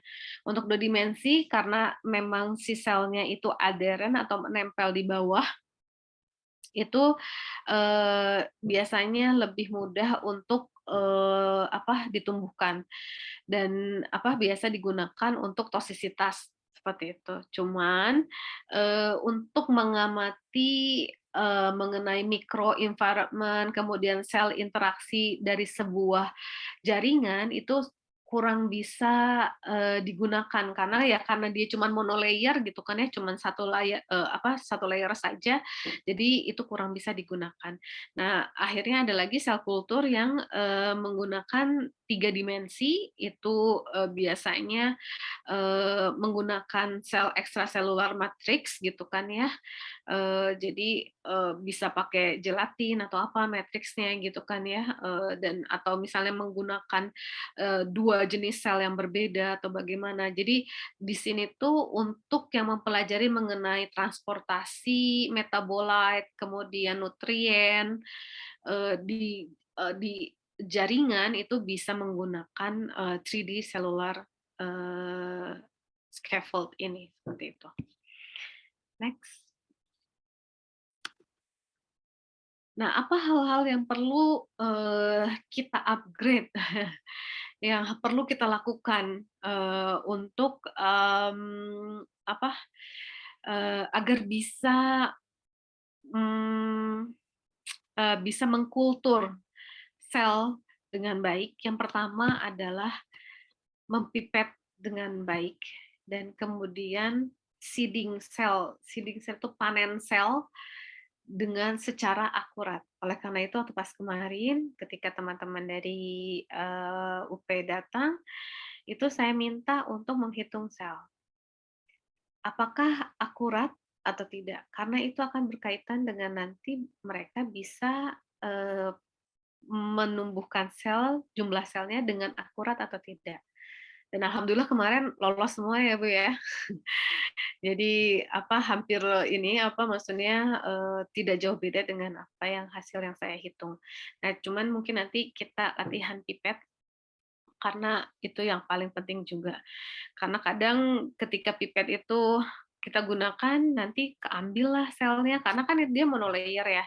Dia memang menempel di bawah, tapi itu kadang ketika kita menarik terlalu cepat gitu kan ya, akhirnya nanti ada sel yang tertarik. Nah, akhirnya tadinya yang mungkin penuh gitu kan, akhirnya karena tertarik masuk ke pipet, akhirnya dibilanginnya senyawa ini aktif gitu kan atau toksik gitu kan terhadap sel ini. Padahal sih bukan toksik, tapi karena teknik pipet kita gitu yang yang perlu diperbaiki. Nah, itu menjadi satu hal penting yang perlu diperhatikan. Nah, kemudian bagaimana pipet itu harus dikalibrasi karena ya memang ketika kita mendilusi obat atau apa gitu kan kita pakai beberapa mikroliter gitu kan ya. Itu kalau misalnya kita pakai 1 mikroliter itu di tipnya itu nggak kelihatan. Ini bener udah naik apa belum gitu kan? Apakah bener 1 mikroliter atau enggak? Karena kan bagaimanapun ketika kita salah gitu kan beda beda beberapa mikroliter itu nanti ke belakangnya itu kan jadi salah terus gitu. Dan akhirnya punya beberapa perbedaan dan bikin itu reproducibility-nya menjadi tidak bisa dipertanggungjawabkan seperti itu. Dan kemudian pipet tip juga nggak boleh di reuse karena ada cross kontaminasi, jadi selalu menggunakan yang baru. Jadi setelah digunakan udah autoclave saja, langsung buang seperti itu. Nah kemudian microplate itu nggak boleh ditumpuk. Makanya jadi saya di inkubator saya itu nggak pernah numpuk plate karena dia harus evenly ini temperatur ataupun gas exchange-nya itu harus merata sehingga saya jarang sekali menumpuk ini jadi microplate. Jadi microplate saya tempatkan satu-satu di bawah seperti itu. Jadi biar tidak ada yang tidak kebagian temperatur yang sama atau misalnya tidak kebagian tadi kandungan CO2-nya gitu. Jadi akhirnya hasilnya jadi bervariasi. Itu yang kita tidak inginkan. Jadi tidak menumpuk microplate atau apapun seperti itu. Terus untuk media yang digunakan, menggunakan yang sudah room temperatur atau pre-warm media. Jadi penting sekali ketika datang nyalakan UV, kemudian masukkan media di water bath karena ketika UV selesai medianya sudah hangat, akhirnya kita bisa langsung bekerja seperti itu. Itu penting sekali. Kemudian yang terakhir adalah controlling aseptic kondisi. Jadinya jangan sampai ada mikroplasma, fungi atau bacterial contamination seperti yang terjadi saat ini di tempat saya. Jadi ada kontaminasi, saya inkubator harus dekon segala macam harus didekontaminasi sehingga yang harusnya bisa bekerja akhirnya terhenti dan kemudian sel-sel yang ada di inkubator harus dibuang semua karena terjadi kontaminasi gitu kan.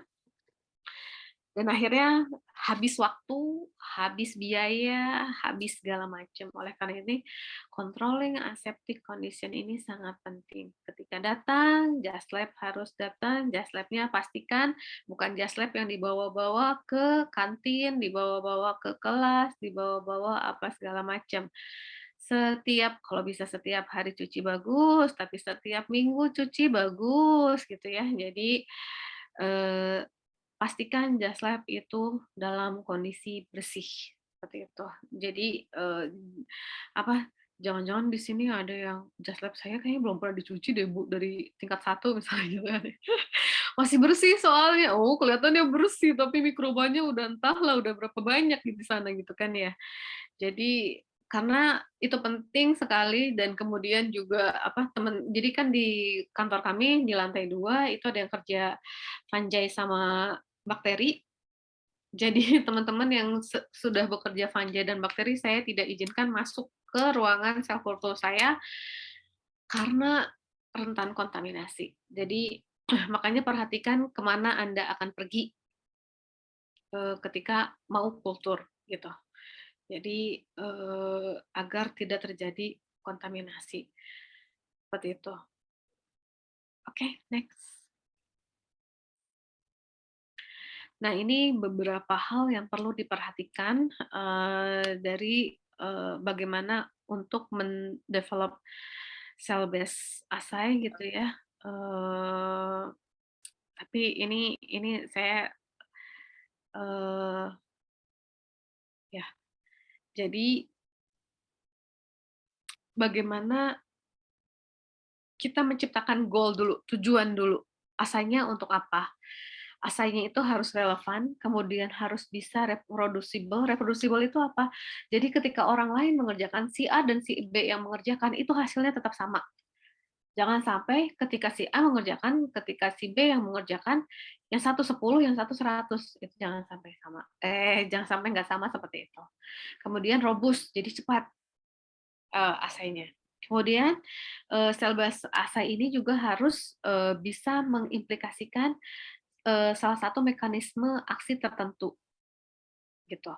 Kemudian ketika memilih assay, itu lihat juga waktu preparasinya, kemudian bagaimana agar kita bisa menghasilkan hasil yang maksimal. Jadi misalnya gini. Waktu preparasi dan kemudian bagaimana develop itu jadi gini, untuk anti kanker, saya menggunakan waktu inkubasi 3 hari itu kan ya. Ada yang 2 hari bisa, ada yang 3 hari bisa, ada yang sehari bisa. Nah, ini tergantung jadi dari sel yang digunakan, banyaknya sel yang digunakan, dan kemudian apa yang mau saya lihat. Jadi penting untuk melihat tadi, tetapkan dulu, kita tuh mau melihat apa dulu, dan kemudian bagaimana kita bisa mengoptimasinya, mengoptimasi kondisi sel agar kemudian bisa meraih tujuan yang ingin kita raih, seperti itu. Kemudian sel based assay ini juga bisa digunakan secara otomatis, kemudian juga mempunyai bisa menggambarkan beberapa marker gitu kan ya, apakah itu sebagai untuk melihat MOA-nya, untuk melihat efikasinya, atau melihat toksisitasnya. Jadi ini bisa lebih menyimpan saving time lah daripada menggunakan in vivo seperti itu. Nah, kemudian untuk jika kita meng-create satu assay baru gitu ya, perlu diperhatikan beberapa parameter agar tetap dapat diterima, tetap presisi, kemudian selektivitasnya juga dapat dipertanggungjawabkan, dan kemudian dapat reproducibility-nya juga tinggi, dan robustness-nya juga seperti itu. Nah, si cell based assay ini juga salah satu tantangannya adalah karena ini terkait dengan biological system gitu ya. Kadang tuh pengaruhnya banyak sekali gitu, parameter-parameter yang perlu kita perhatikan. Misalnya si selnya kurang sehat, kemudian akhirnya dia tidak bisa ekspres tidak bisa mengeluarkan atau misalnya yang anti kanker gitu ya, ketika kita menggunakan sel yang tidak kurang sehat gitu kan ya, nggak perlu senyawa kita, orang tanpa senyawa kita aja dia mati gitu kan ya. Nah itu yang perlu kita perhatikan, apakah betul apa ya, asai kita ini dapat dipertanggungjawabkan atau tidak. Next. Ini beberapa tipe dari cell based assay. Ada tadi high throughput screening, jadi bagaimana men-screening dari begitu banyak ekstrak gitu kan ya. Kemudian ada cytotoxic study. Cytotoxic study ini adalah bagaimana si sel itu apakah toksik atau si senyawa kita ini apakah toksik terhadap sel atau tidak, apakah si selnya mati atau tidak. Kemudian ada cellular proliferation assay. Nah ini apakah dia mempengaruhi growth rate atau tidak, apakah dia mempengaruhi pertumbuhan si sel atau tidak. Kemudian ada cellular death assay, apakah itu apoptosis, autofagi, atau nekrosis. Ini bisa kita lihat juga apakah si selnya itu memang betul mati atau misalnya cuman si selnya lisis saja atau bagaimana, itu juga kita bisa lihat sebagai salah satu mekanisme aksi dari senyawa aktif yang kita punya. Next.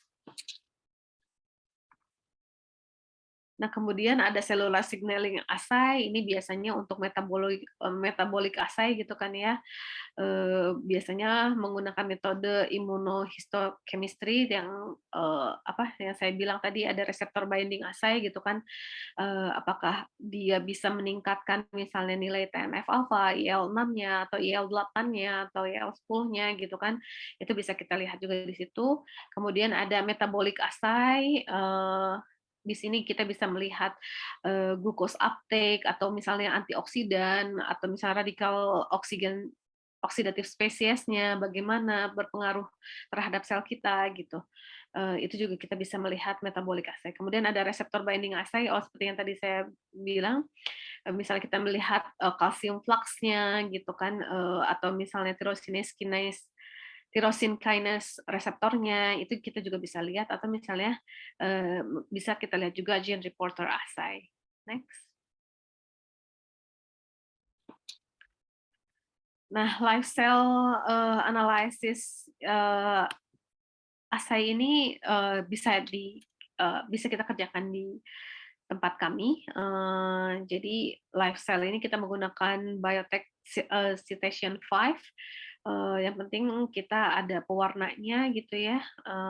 Bagaimana kita bisa melihat pertumbuhan si sel atau misalnya komunikasi sel gitu ya, atau pembelahan sel secara live, dari waktu ke waktu kita lihat. Jadi kita berikan si selnya pewarnanya bisa di-tag ke nukleusnya misalnya kalau kita mau lihat pembelahan gitu kan, atau misalnya kita tag ke mitokondrianya, atau misalnya kita bisa tag ke cytoplasmnya. Jadi tergantung kita maunya apa gitu, apa yang mau kita amati seperti itu. Dan ini bisa dilakukan di tempat kami untuk live cell analysis assay ini. Kemudian next. Nah ini kami akan sedikit sharing mengenai beberapa proyek yang kami lakukan. Next. Nah di sini kami melakukan saponin rich fraction untuk si kukumber. Ada tahu si kukumber apa bahasa Indonesianya? Teripang ya. Jadi dari teripang sebagai anti-inflamatori, kami mendapatkan pendanaan dari PRN tahun 2020 kemarin, ya 2020 kemarin. Jadi kami lihat nilai NO scavenging activities-nya untuk lumayan gitu ya, persen inhibisinya untuk fraksi 1 dan fraksi 2. Dan antioksidan activity-nya juga bisa dilihat cukup bagus juga seperti itu. Next. Nah ini untuk Indonesian Plant-Based Active Product, itu kita sedang mengembangkan tocotrienol. Jadi fraksi yang fraksi yang kaya akan tocotrienol dari PFAD atau palm fatty acid distillates. Jadi kami mendapatkan pendanaan dari BPDPKS tahun ini sampai tahun depan, dan untuk 2 tahun ke depan kalau misalnya jadi lanjut. Jadi untuk PFAD ini merupakan hasil samping dari pemprosesan sawit, pembuatan minyak sawit seperti itu. Nah ini PFAD ini belum dimanfaatkan secara langsung sehingga menarik bagi kita karena sebetulnya di PFAD ini masih tinggi akan kandungan vitamin E-nya. Oleh karena itu kami dan tocotrienol, antara vitamin E itu kan yang kita tahu mungkin tocopherol. Antara tocopherol dengan tocotrienol, sebetulnya tocotrienol kandungan antioksidannya jauh lebih tinggi daripada aktivitas antioksidannya lebih tinggi daripada tocopherol, sehingga akan sangat menarik kalau misalnya kita bisa mengekstrak atau mengambil fraksi tocotrienol yang kaya akan tocotrienol, sehingga itu bisa menjadi sumber senyawa aktif antioksidan yang bisa kita gunakan untuk ya bisa meningkatkan imunitas tubuh atau bagaimana itu bisa kita gunakan. Next. Ini beberapa contoh vitamin E yang sudah ada di pasaran. Nah, masalahnya ini untuk memproduksi PFAD, maksudnya untuk memproduksi senyawa tocotrienol dari PFAD itu high cost. Jadi kenapa high cost? Karena dia membutuhkan energi yang sangat besar biasanya. Sampai 120 sampai 160 derajat Celcius dalam kondisi vakum. Sehingga modal untuk untuk digunakan produsen itu sangat tinggi gitu kalau misalnya mau memproduksi vitamin E dari PFAD ini. Sehingga kita berpikir bagaimana nih caranya untuk menurunkan cost, tapi kita bisa mengekstrak vitamin E yang kaya akan tocotrienol dan kita akan mendapatkan khasiat yang sama seperti itu. Next. Nah ini salah satunya kita usulkan mengenai, jadi kita kasih namanya Nanofit. Jadi nanti dari PFAD kemudian kita kita ekstraksi menggunakan 2 fasa. Nah kemudian targetan kita tocotrienol dengan di atas 50% yield-nya. Seperti itu. Nah, setelah kita mendapatkan fraksi tocotrienol dengan kandungan tocotrienol 50%, maka kemudian kami akan melakukan nanoemulsi. Nah, nanoemulsi ini bertujuan karena memang bioavailability dari si tocotrienol itu cukup rendah, sehingga kita tingkatkan dengan nanoemulsi. Nah, setelah itu nanti bagian saya yang akan melakukan formulasi biological assay-nya untuk dengan terapi imunomodulator untuk kanker, ceritanya seperti itu. Jadi ini belum dilakukan, ini baru akan dilakukan, tapi kami cukup optimis lah dengan hasilnya nanti seperti itu. Next. Nah kami juga melakukan screening dari ada berapa nih? 1, 2, 3. Sekitar 40 atau 50 ekstrak yang dihasilkan dari industri ekstrak Indonesia, IEBA. Jadinya kami men-screening dari berbagai macam berbagai macam ekstrak industri. Jadi ini ekstraknya udah ekstrak industri. Karena waktu itu kami dapat tugas untuk mempercepat obat herbal untuk penanganan COVID. Jadi mungkin nanti di bawah saya akan menjelaskan sedikit mengenai hal tersebut. Jadi oleh karena itu kami men-screening-nya dari ekstrak yang sudah ada di industri ekstrak, karena kalau misalnya sudah ada di industri ekstrak itu pasti maksudnya untuk perizinan BPOM segala macamnya sudah lebih mudah karena sudah terstandarisasi dengan baik, dan kemudian prosesnya juga kan sudah CPOTB sehingga itu akan lebih mudah untuk perizinan di BPOM-nya gitu. Oleh karena itu kami melakukan screening, dan antioksidan untuk total phenolic content, kemudian ada FRAP, kemudian H2O2, scavenging assay, kemudian ada ABTS, dan kami mendapatkan bahwa secang itu mempunyai aktivitas yang paling tinggi seperti itu. Next.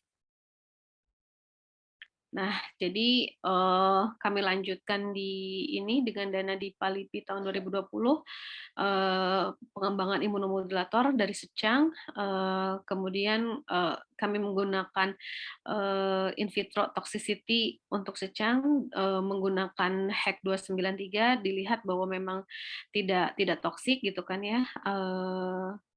Kemudian untuk selular NO-nya, kami lihat juga dengan menggunakan normal cell dan LPS stimulated cell juga hasilnya yang paling baik gitu. Kemudian juga kita lihat PL release assay-nya juga lebih baik jika dibandingkan dengan kayu rapet dan green coffee. Gitu. Jadi dari sini insya Allah kami akan melanjutkan lagi hasil ini, karena kan maksudnya baru sampai sini penelitian kita, maka untuk yang secang ini tahun depan kami akan melanjutkan mengenai mekanisme aksi dari secang ini sebagai imunomodulator seperti itu. Next. Nah, seperti yang diketahui waktu pas zaman COVID kemarin, itu kami banyak dapat ini juga dapat penugasan. Jadi kan waktu itu kalau waktu pas COVID kan lagi in-innya ya jahe merah gitu kan, pada minumin jahe merah semua katanya biar kuat apa segala macam gitu kan. Apakah memang jahe merah sebagai anti COVID? Tapi yang kami lihat bahwa jahe merah ini bukan sebagai anti COVID-nya, tapi bagaimana dia membantu untuk sebagai imunomodulator, jadi dia bisa meningkatkan mekanisme pertahanan tubuh, sistem pertahanan tubuh di kita gitu. Jadi lebih ke situ sih, bukan lebih ke anti COVID-nya gitu. Bagaimana kita bisa meningkatkan sistem imun kita dengan mengkonsumsi jahe merah. Waktu itu kami sampai mengeluarkan press release seperti itu. Kemudian next. Nah, kami juga tahun 2019-2020 itu akhirnya membentuk satu konsorsium lah ya, bukan konsorsium ya, jadinya kita sebagai lead-nya gitu ya, jadi koordinator kegiatan ini Dr. Masteria Yunofis Praputra, waktu itu masih sebagai kepala kelompok riset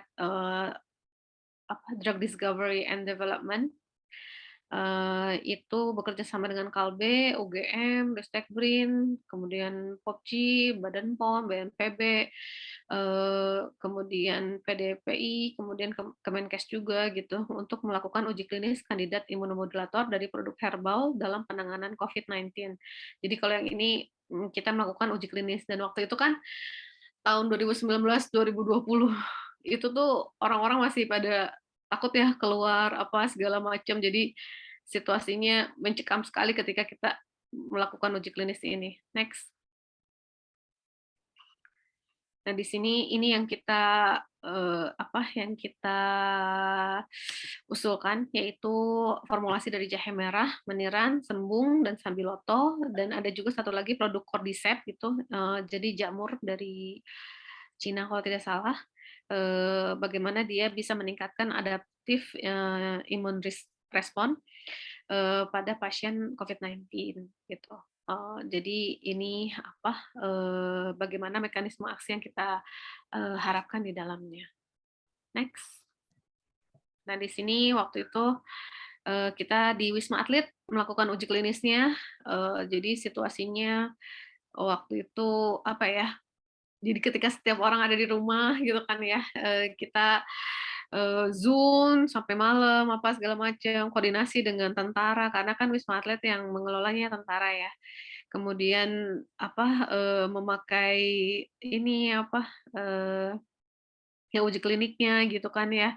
Karena bagaimanapun kita tetap ada yang akhirnya stay di Wisma Atlet.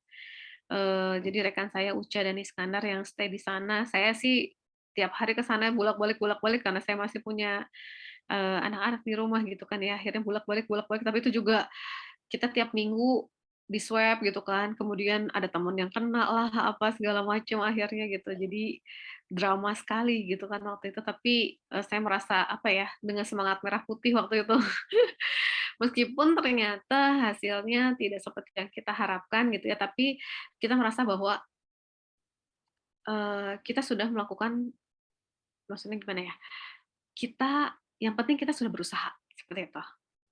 Jadi kita sudah melakukan eh, apa menghasilkan jawaban atau ingin menjadi bagian dari apa ya, solusi dari permasalahan bangsa, tapi ternyata ya maksudnya hasilnya masih belum baik.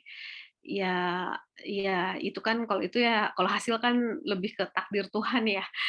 Cuman maksudnya ya tapi akhirnya sudah kita lalui dengan berbagai macam drama di dalamnya gitu ya. Alhamdulillah gitu menjadi pengalaman juga buat kami semua bagaimana uji klinik ini akhirnya berhasil dan menjadi uji klinik yang pertama kali dilakukan dan berhasil selesai gitu kan waktu itu. Jadi penggeraknya ya kita-kita ini seperti itu. Jadi ini ya sekedar sharing pengalaman saja. Nah, next. Oh, nah, yang terakhir ini pesan saya buat teman-teman semua. Kan tahun 2019, 2020, 2021 kemarin sudah menjadi kaum rebahan kan ya. Disuruh di rumah terus gitu kan ya. Mungkin ada yang tiba-tiba SML-nya selesai gitu kan. Tiba-tiba kuliah saja atau misalnya udah kuliahnya udah mau lulus lagi, perasaan kemarin belum ngapa-ngapain gitu kan ya. Nah, yang pesan saya adalah bagaimana menjadi kaum rebahan yang mempunyai daya guna yang tinggi gitu. Bagaimana menjadi generasi Z tuh yang mumpuni, yang betul-betul mempunyai efek kebermanfaatan yang luas. Jadi jangan pikirkan hanya diri sendiri, tapi bagaimana apa yang bisa saya perbuat untuk lingkungan sekitar saya seperti itu. Jadi jangan sempit hanya memikirkan diri sendiri saja, tapi juga apa yang bisa saya lakukan. Mungkin kalau kita berpikir bahwa aduh, saya kan masih kuliah, saya nggak bisa melakukan apa. Tidak ada batasan seperti itu. Dengan membantu, misalnya membersihkan selokan, misalnya gitu, itu saja sudah bisa membantu lingkungan sekitar untuk terhindar dari banjir seperti itu. Jadi saya apa ya? Bagaimana agar teman-teman di sini mempunyai agar menjadi kaum rebahan yang tapi tetap mempunyai daya guna yang tinggi seperti itu. Jadi saya yakin teman-teman bisa dan saya yakin sebentar lagi ini adalah masa kejayaan teman-teman. Jadi saya akan menantikan hal tersebut. Next. Terima kasih atas perhatiannya. Mohon maaf jika ada kesalahan. Ya, mari kita diskusi bersama-sama. Assalamualaikum warahmatullahi wabarakatuh. Waalaikumsalam warahmatullahi wabarakatuh. Iya, Bu Irma sangat menarik sekali nih pemaparannya ya, dan sharing-sharing pengalamannya sangat menginspirasi ya bagi kami di teman-teman di kampus ya, baik saya sebagai dosen maupun mahasiswa gitu. Karena memang untuk di kampus sendiri mungkin kami keterbatasannya banyak teori tapi mungkin prakteknya masih kurang ya, apalagi untuk masa-masa pandemi harus mendesain sedemikian rupa belajar tetap berjalan sehingga harus online, praktikum pun online gitu ya. Sedangkan masalah-masalah banyak yang harus diselesaikan gitu ya. Jadi pengalaman tentang potensi bahan alam di Indonesia sampai ke ujungnya itu nanti menjadi suatu kandidat obat itu sangat tadi langkah-langkahnya dari awal sampai klinisnya di rumah sakit itu pengalaman yang sangat berharga yang di-sharing kepada kita semua. Nah, ini saya memberikan kesempatan kepada Bapak Ibu, rekan-rekan mahasiswa untuk berdiskusi ya, menyampaikan pertanyaannya kepada Ibu Irma. Kemudian boleh secara live ataupun lewat Zoom chat ya. Kalau yang mau live, boleh silakan raise hand, nanti akan dipersilakan untuk bertanya. Dan Yang pertama ini ada dari Himawari. Himawari ini mahasiswa angkatan 2020 ya, berarti sekarang semester 5 ya Hima. Pertanyaannya, saya ingin bertanya mengenai apa dasar alasan pemilihan si kukumber atau teripang sebagai antiinflamasi pada marine based product ya. Mengingat teripang kan cukup mahal dan mungkin terbilang sulit atau langka ya, karena mungkin marine product itu kan agak sulit mengeksplorasi atau membudidayakannya seperti itu, Bu Irma. Baik, terima kasih atas pertanyaannya, Mbak Himawari. Jadi mahal dan sulit dan langkanya itu di mana? Kalau di sini iya, di Bogor iya mahal gitu kan, langka. Tapi kalau misalnya kita lihat di Riau, kemudian kita lihat di Lombok, kemudian kita lihat di Bali yang memang basisnya ada pesisir ya, di sana itu teripang nggak digunakan buat apa-apa. Jadi dibuang saja gitu aja gitu. Jadi belum digunakan secara sempurna gitu. Maksudnya belum mempunyai, jadi masyarakat tidak mempunyai keinginan untuk mengolahnya lebih lanjut karena nggak ada harganya gitu. Jadi yang mahal itu ya memang mungkin jenis teripang tertentu yang memang diperjualkan untuk ekspor biasanya ya ke Cina kemana sebagai bahan pangan atau misalnya untuk ke hotel-hotel. Iya itu ada. Tetapi ada juga jenis teripang yang tidak digunakan oleh masyarakat, kemudian tidak digunakan untuk apa-apa dan itu kelimpahannya cukup melimpah dalam bulan-bulan tertentu. Nah inilah yang menjadi concern kita itu keteripang yang seperti itu. Jadi teripang yang jenis yang memang belum digunakan, belum mempunyai added value apapun, sehingga dari segi dari segi cost production ya, karena bahan bakunya kita ambil dari alam begitu saja itu ya akan menjadi low cost gitu seperti itu. Dan kemudian untuk sebagai informasi di budidaya untuk teripang itu sudah dilakukan di Bali di Gondol, jadi itu sudah ada budidaya teripangnya. Dan tapi budidaya yang teripang itu juga kan karena ada, kalau budidaya itu pasti ada cost production-nya ya kan ya. Jadi kami sih tidak mengejar ke sana karena pasti itu untuk kelas ekspor karena ada di sana. Tapi sebagai informasi untuk proses pembudidayaan teripang ini sebenarnya cukup mudah. Kenapa? Karena si teripang ini cukup dipotong dua, maka dia akan menjadi dua teripang yang sama gitu. Jadi hanya cukup dipotong-potong saja karena mereka regenerasinya cepat. Dan ini juga yang menjadi penelitian kita saat ini, yaitu mengembangkan kolagen dari teripang. Kenapa? Karena tadi kan kita bagi dua, kemudian dia bisa regenerasi secara cepat. Itu tuh untuk sebagai bahan biomedik itu sangat menarik. Kenapa? Untuk bone healing, regenerasi, atau misalnya untuk kosmetik, untuk kecantikan, gitu kan ya, biar nggak keriput-keriput gitu kan ya, jadinya muda terus, kenyal terus gitu.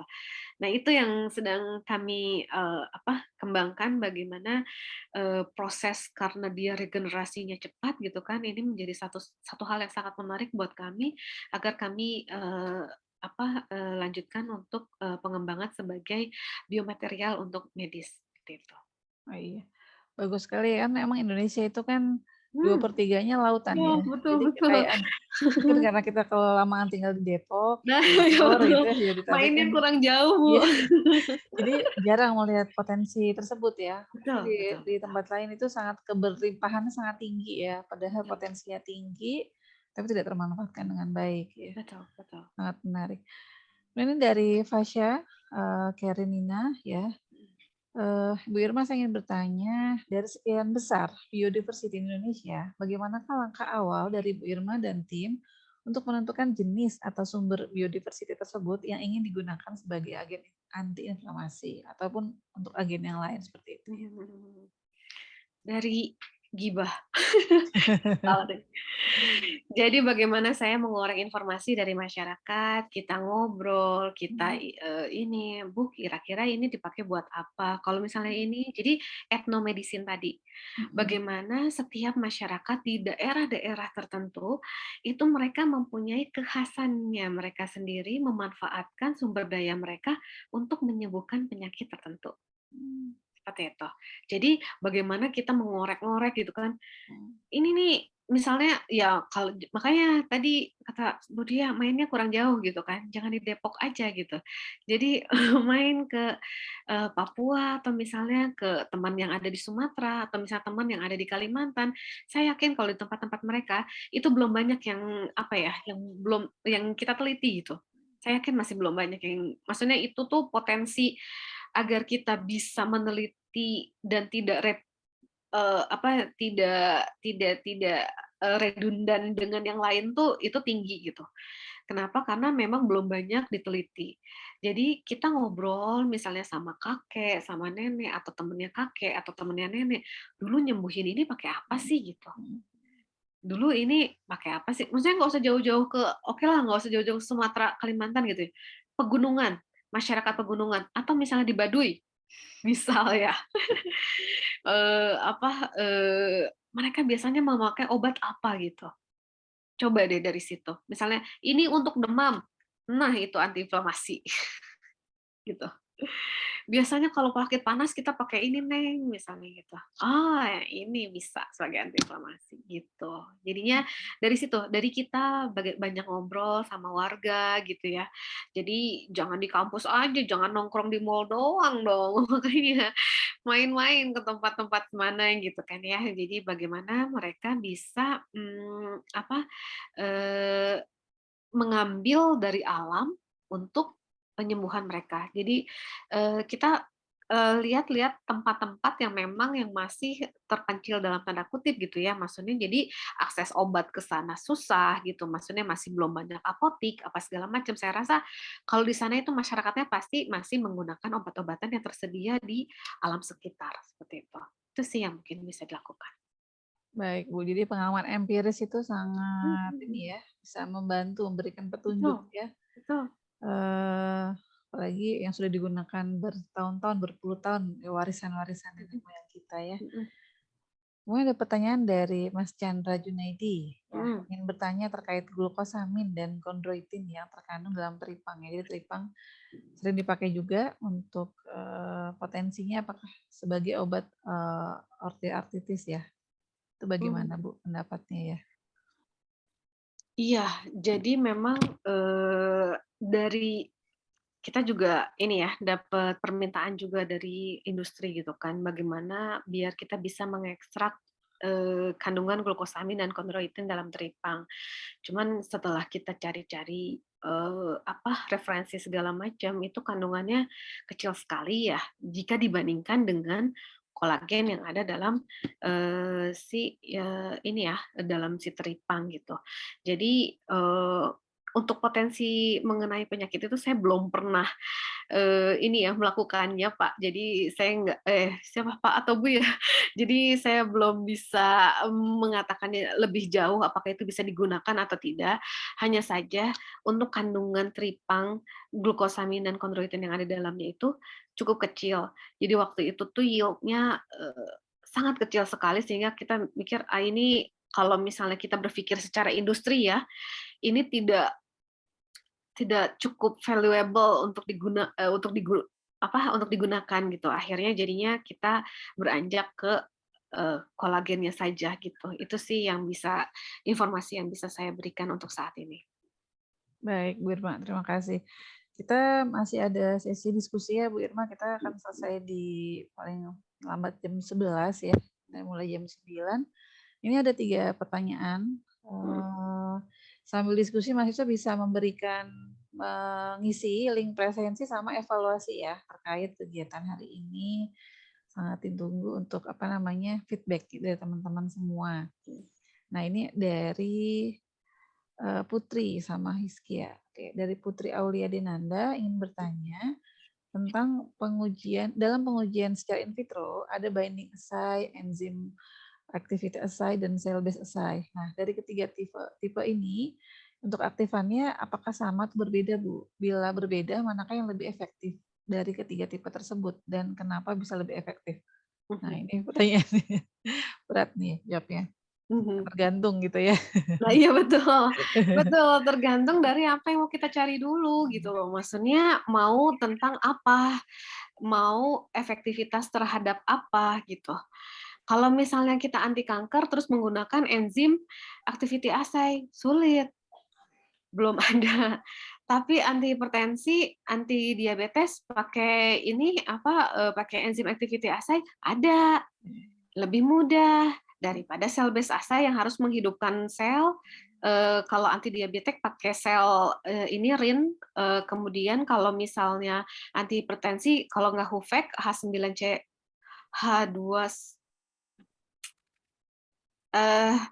H9C2 atau H2C9 lah pokoknya, jadi red aorta gitu. Jadi itu bisa digunakan. Tetapi cell based assay itu jauh lebih mahal untuk ininya pengerjaannya. Kenapa? Karena ada kultur sel dulu sebelum kita ke aktivitasnya, gitu kan. Jadi kalau misalnya anti kanker, sel lain untuk kanker itu memang untuk lebih ke sitotoksisitasnya, itu lebih mudah dan itu lebih murah daripada kita yang enzim based assay. Saya masih belum menemukan untuk enzim based assay untuk anti kanker, itu saya masih belum menemukannya untuk saat ini ya. Jadi saya nggak bilang itu nggak ada, tapi saya masih belum menemukannya. Jadi lebih mudah ke sel kultur. Kenapa? Karena untuk yang kanker untuk sel kankernya sudah banyak dan kemudian cukup digunakan MTT saja untuk assay-nya, itu sudah bisa digunakan untuk pembuktian sebagai anti kanker. Nah, untuk anti diabetes dan kemudian anti hipertensi itu bisa pakai sel, tapi kemudian harus kultur sel dulu. Setelah kultur sel dulu, kemudian baru kita gunakan lagi ELISA untuk itu, untuk pembuktian dia mempunyai aktivitas yang ACE inhibitor atau tidak, itu kita pakai ELISA lagi, atau misalnya kita pakai binding assay lagi gitu. Jadi tahapannya, jadi tergantung dulu efektif atau tidak efektif, mau terapi apa yang mau kita tuju. Seperti itu. Jadi perlu kajian lebih lanjut untuk ini. Baik. Terima kasih Bu Irma. Ini berarti pertanyaannya mirip ya. Sudah menjawab pertanyaan Hizkia. Jadi Hizkia sama Putri ini sehati ya. Jadi ini pertanyaannya sama tentang ketiga jenis itu ya, uji tadi ya. Oke, sekarang kita ke pertanyaannya Hanim Mafula. Pertanyaannya, apakah sebelum riset telah dilakukan penelusuran secara mendalam terhadap literatur maupun riset sebelumnya? Oh, iya. Terima kasih Bu Irma. Jadi selain gibah tadi Bu, apakah ya ada literatur gitu ya? Oh iya, saya tuh kalau misalnya lagi nyari sesuatu, tab saya tuh di laptop, jadi penuh semua. Kenapa? Oh ini pembuktiannya ini, oh ini. Jadi mulai dari senyawa aktifnya apa, itu saya akan mencari. Bagaimana cara ekstraksinya itu akan saya cari. Yang ketiga, assay yang digunakan itu akan saya cari. Dan kemudian saya akan lagi mencari penelitian yang belum dilakukan. Karena buat apa kita melakukan sesuatu yang sudah dilakukan sama orang? Itu sih. Jadi kalau misalnya kita source-nya saya cuman ada ini Bu, kayu manis Bu gitu misalnya. Nah, kayu manis apa yang belum dikaji? Apa yang maksudnya gap-nya itu ada di mana? Kita tidak akan tahu gap kalau kita tidak membaca referensi yang banyak mengenai kayu manis. Kita tidak akan tahu mana penelitian yang belum dilakukan oleh penelitian mengenai kayu manis ini jika kita tidak membaca referensi yang banyak mengenai kayu manis. Gitu. Jadi jadi kalau sebelum melakukan riset itu pasti apa yang kita hadapi dulu? Yang itu loh, 5W 1H.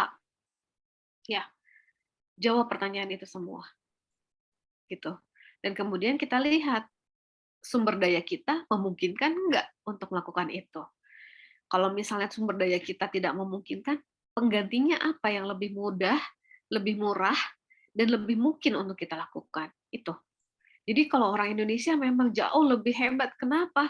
Karena misalnya, oh ini bisa dilakukan gitu kan, alatnya nggak ada di kita. Waduh ini harus bagaimana gitu kan. Kita nyari lagi gitu. Mana yang paling bisa membuktikan hal yang sama, tetapi tidak memerlukan alat yang sama, itu dengan cara apa itu kan harus kita cari lagi, gitu.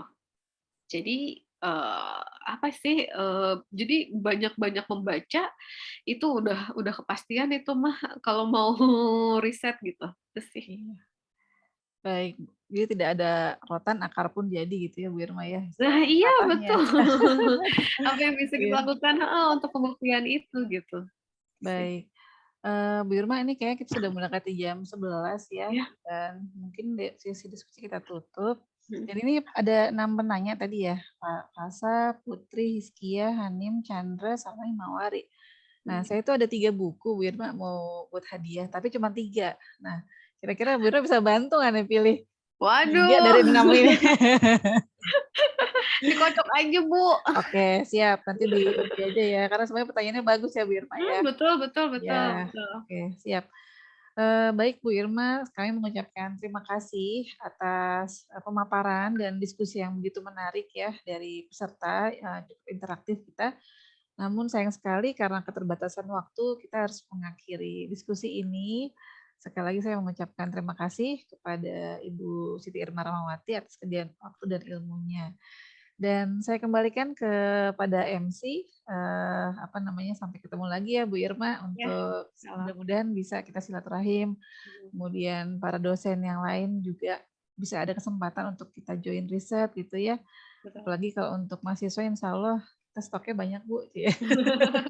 Promosi ini ya, mudah-mudahan bisa ikut berpartisipasi gitu ya dalam pengembangan ilmu pengetahuan Indonesia. Demikian dari saya, mohon maaf jika ada kekurangan. Wassalamualaikum warahmatullahi wabarakatuh. Waalaikumsalam warahmatullahi wabarakatuh. Waalaikumsalam warahmatullahi wabarakatuh. Baik, terima kasih Bu Dia dan Bu Irma atas pemaparan materinya. Sangat menginovasi ya Bu, buat mahasiswa yang lagi menyusun proposal ataupun yang masih mencari judul-judul skripsi ya Bu ya. Baik, selanjutnya adalah pemberian sertifikat kepada pembicara, kepada Ibu Dr. Apoteker Esti Mumpuni, Magister Sains, dan Ibu Apoteker Diah Kartika Pratami, selaku Ketua Pusat Kajian Bahan Alam, Fakultas Farmasi Universitas Pancasila, dipersilahkan.